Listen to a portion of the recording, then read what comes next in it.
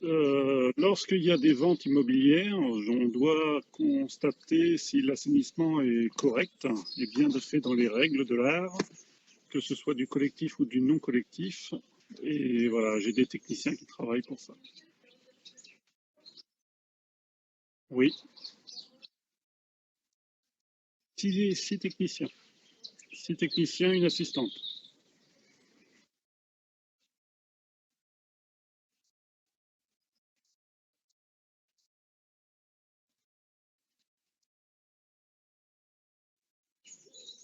D'accord.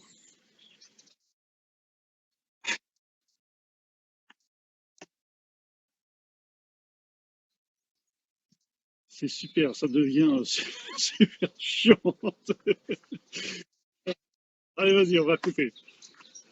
Donc, je suis responsable d'assainissement en domaine privé, c'est-à-dire que j'ai six techniciens qui s'occupent, lors des ventes immobilières, qui s'occupent d'aller contrôler les assainissements pour voir s'ils sont conformes.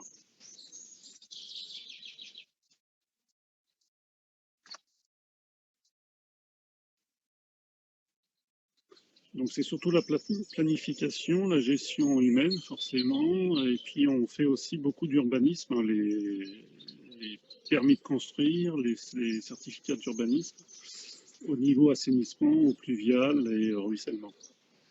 Donc moi, c'est surtout l'administratif. J'ai une assistante qui m'aide pour ça. Et après, les techniciens vont sur le terrain.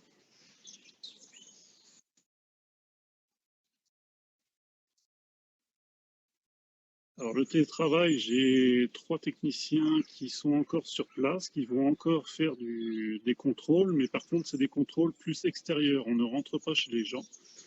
Et les gens, eux, activent par exemple les robinets pour voir l'eau couler ou les toilettes couler. Donc nous, là, on ne rentre plus chez les gens, on ne donne pas de papier, on prend juste des photos et on contrôle sur la voie publique et aussi jusqu'à leur regard de chez eux.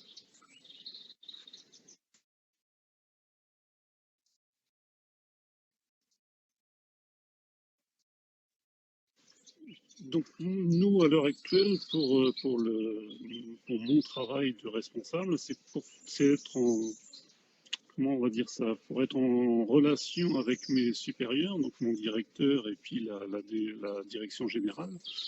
C'est pour voir les urgences, pour éviter par exemple qu'il y ait des ventes qui ne se fassent pas parce qu'on n'a pas donné le diagnostic en temps et en heure ou qu'on a arrêté de le faire, pour continuer à créer, à instruire les permis de construire, les permis d'aménager.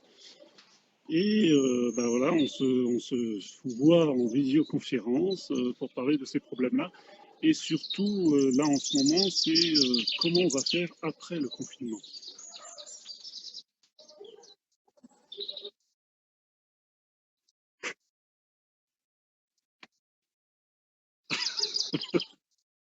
C'est la nature, hein.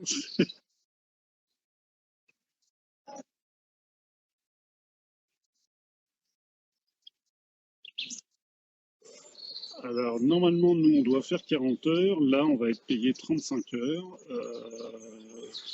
Après, on sait tous les tickets restaurants, les primes vont sauter. Donc, ça a un impact financier, oui. Mais il y a pire que ça. On va quand même garder notre salaire. Donc, on ne va pas se plaindre.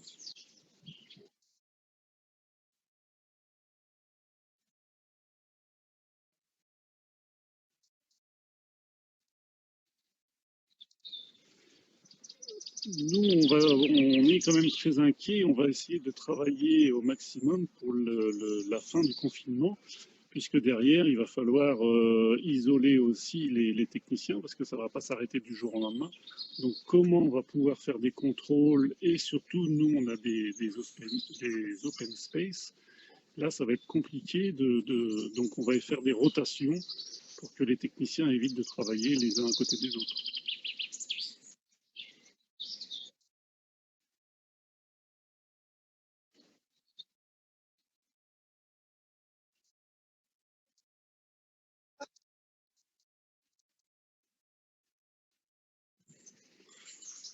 Bah, ouais, tu me prends un peu de cours aussi. Qu'est-ce que je vais pouvoir te dire? Faut que tu fasses des montages, c'est ça? Alors, non, parce que après, nous, on travaille vraiment pour les usagers, on travaille beaucoup pour les industriels. Les industriels, bon, eux sont presque tous à l'arrêt, où on a beaucoup de pharmaceutiques ici, donc on travaille encore pour eux. Mais on arrive à fonctionner plus lentement, mais on arrive à fonctionner avec tous les industriels, donc on n'a pas de soucis à l'heure actuelle.